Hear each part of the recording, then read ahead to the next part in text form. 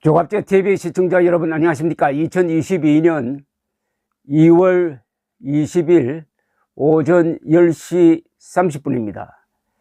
안철수 국민의당 대통령 후보의 구호는 바르고 깨끗한 과학경제 강국입니다.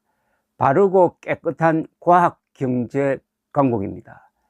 그런데 지난주에 있었던 유세 버스 사고 두 군데서 있었습니다. 이 사고로 두 사람이 일산화탄소 중독으로 사망, 그리고 한 사람은 중태에 빠져 있습니다. 이것은 과학의 원칙을 위배한 것이죠. 바르지도 않고 깨끗하지도 않았습니다. 그 일 처리 과정이. 그래서 내일 대선 주자 토론이 있는데 거기서 안철수 후보가 과학, 경제, 기술을 강조할 때 그게 좀 공허하게 들리지 않을까 하는 느낌을 받습니다. 그런데 오늘 청년 당원 한 분이 탈당을 하면서 페이스북에 쓴 글이 저희 어떤 그런 생각과 너무나 비슷해서 한번 소개를 해 드리려고 합니다. 이 청년당원은 당직을 던지며 이야기하는 마지막 충정이라면서 유세 버스 사고가 일어난 경위를 밝혀야 한다고 말했습니다. 국민의당 청년당원 A씨는 언론에 지금 보도된 걸 제가 전합니다. 페이스북에 저는 오늘 사랑하는 당을 떠난다. 과학 기술 중심 국가를 건설하겠다는 안철수 후보의 뜻을 받들어 가장 말단 선거 운동원으로서 활동하고자 했으나 그 꿈을 접어둘 수밖에 없게 되었다. 이러면서 자기가 경험한 걸 이렇게 이야기를 합니다. 그러니까 인명사고가 났던 버스와 동일한 구조의 차량을 타고 서울 지역 유세에 참여했다는 A씨는 뒷좌석에 앉아 있으니 유난히 졸음이 쏟아지는 증상을 직접 경험했다고 말했습니다. 그래서 앞좌석에 탔던 누군가가 두통이 너무 심하다고 항의하여 차가 멈췄고 머리가 아픈 분들은 나와서 공기를 쐬라는 권유가 있었다고 했습니다. A씨는 저는 졸음이 너무 쏟아진 나머지 움직일 수 없는 지경까지 이르렀다. 천만다행이게도 화학병 출신의 한 선거운동원이 감각적으로 중독을 의심해 버스 지붕에 있는 창문을 열어주셨고 저는 그 덕분에 큰 변을 피할 수 있게 되었다 라고 했습니다.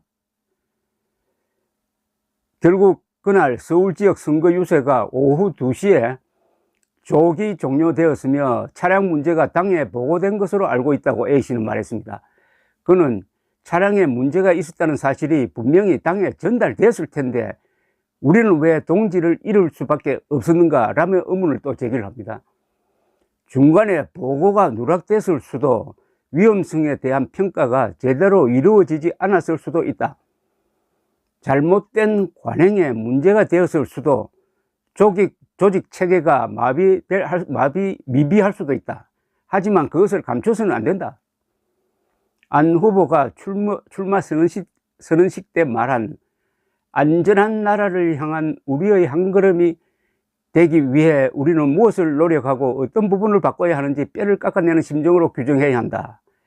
책임질 것이 두려워 누군가 보고를 중간에 누락해 이 내용 자체가 아예 지도부에 전달되지 않았을 수도 있다 라고 썼습니다. 그러면서 이 당원 A씨는 그자는 당을 욕보이지 마시고 스스로 책임을 지시길 바란다.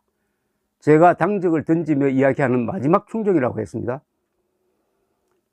지난 15일 오후 5시 24분쯤 충남 천안시 동남구 도로에 정차해 있던 국민의당 안철수 대선 후보 유세버스 안에서 논산, 계룡, 금산 지역 선대위원장이 운전기사와 함께 의식을 잃은 채 발견되어 병원으로 옮겨져서나 사망했습니다.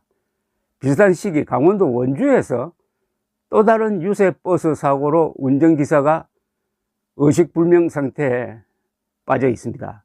경찰은 유세 버스 내 화물칸에 있던 발전기에서 고농도 일산화탄소가 배출되면서 승객칸 안으로 들어온 것이 원인으로 보고 있습니다. 이건 초보적 실수죠. 일산화탄소라 하면은 저 같은 세대는 아주 익숙합니다. 그때는 연탄을 썼습니다. 집에서 연탄에서 탄소가 집 방 안으로 스며들면은 연탄가스 중독 사고가 일어납니다. 그때 1년 내에 이 사고로 죽는 사람이 아마 몇천 명 됐을 것 같습니다. 제가 사회부 기자를 할 때인데 아침만 되면은 각 파출소로부터 연탄가스 중독 사고로 가족이 뭐 변을 당했다든지 새들어 살던 사람이 입주 첫날에 연탄가스 중독으로 가족이 다 죽었다든지 하는 이런 보고가 일상적으로 거의 매일 들어와서 나중에는 이 기사거리가 안 되었습니다.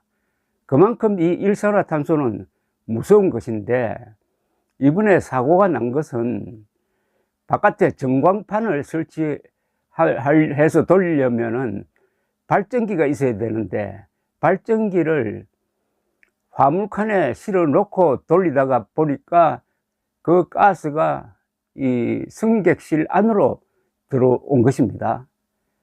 근데 이 개조 절차가 조금 불법성이 있다고 그럽니다. 어찌되었든 과학 중에 과학 아닙니까? 일산화탄소는 무거워서 이 바닥으로 깔립니다.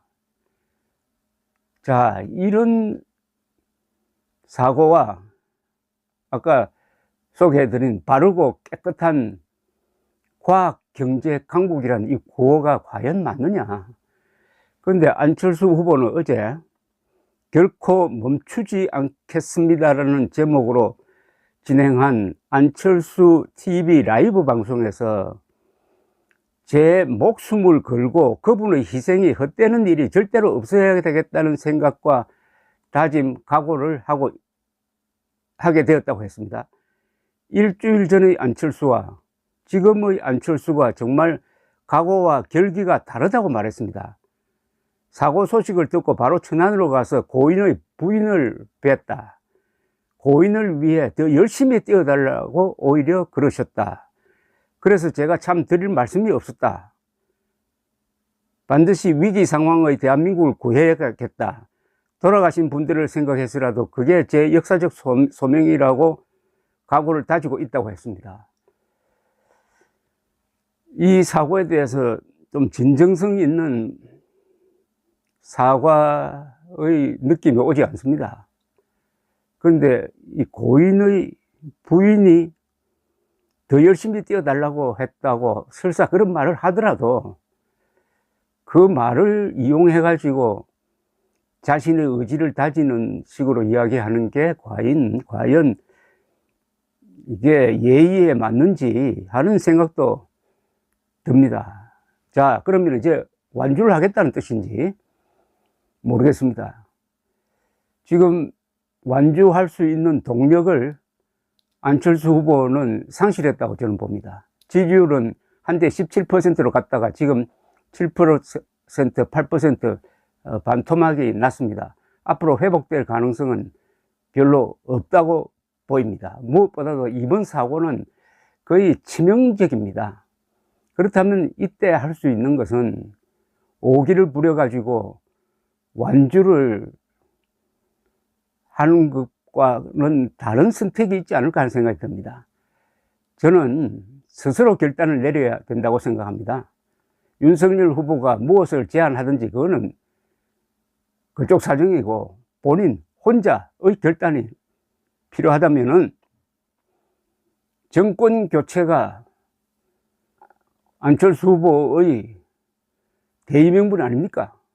정권 교체를 위해서 반드시 범야권 단일화가 필요하다고 했잖아요. 작년 이맘때쯤 그 초심으로 돌아가서 일방적으로 사퇴를 선언하면서 정권 교체를 위해서 윤석열 후보를 지지해 주십시오 하고 물러나는 게 본인도 살고 국민의 당도 살고 국민의 힘도 살고 이 나라도 사는 길이 아니냐 하는 생각이 이번 이 청년당원의 글을 읽으면서 더욱 굳어졌습니다.